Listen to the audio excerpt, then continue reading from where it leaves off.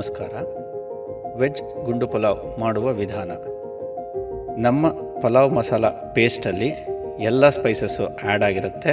ಪಲಾವ್ ಎಲೆ ಅಥವಾ ಚಕ್ಕೆ, ಪೆಪ್ಪರ್ ಯಾವುದನ್ನು ಹಾಕೋ ಅವಶ್ಯಕತೆ ಇರೋದಿಲ್ಲ. ಸೊ ಹಾಗಾಗಿ ಉಪ್ಪು, ಖಾರ, ಹುಳಿ ನೀವು ಹಾಕೋ ಅವಶ್ಯಕತೆ ಇರೋದಿಲ್ಲ. ಪಲಾವ್ ಮಾಡುವ ಅರ್ಧ ಗಂಟೆ ಮುಂಚೆ ಅಕ್ಕಿ ಅಳತೆಗೆ ತಕ್ಕಂತೆ ನೀರನ್ನು ಹಾಕಿ ಅಕ್ಕಿ ನೆನೆಸಿಡಿ. ಅಕ್ಕಿ ಸ್ವಲ್ಪ ಗಟ್ಟಿ, ಹಾಗಾಗಿ ಮಿನಿಮಮ್ ಅರ್ಧ ಗಂಟೆ ಅಕ್ಕಿ ನೆನೆಯಬೇಕು.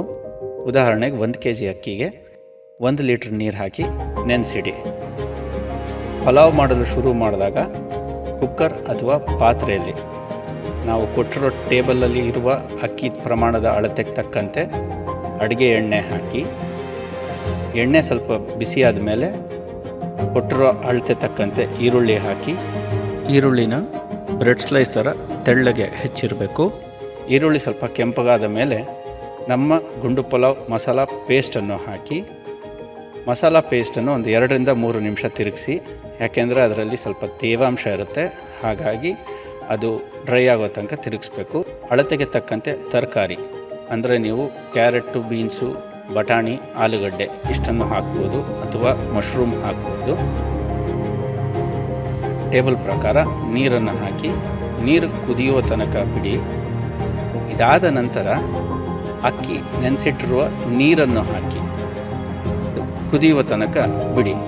ಅಕ್ಕಿಯನ್ನು ಹಾಕಿ ತಿರುಗಿಸಿ.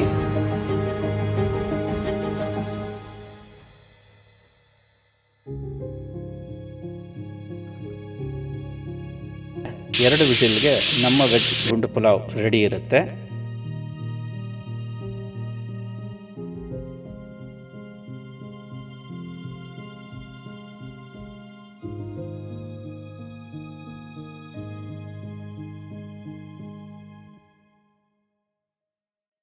ಇದಕ್ಕೆ ನೀವು ಮೊಸರು ಬಜ್ಜಿ ಮಾಡ್ಕೋಬೇಕಾಗತ್ತೆ.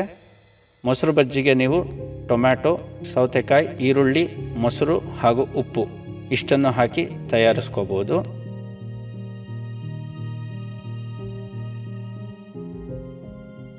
ಎಂಜಾಯ್ ಗುಂಡು ಪಲಾವ್.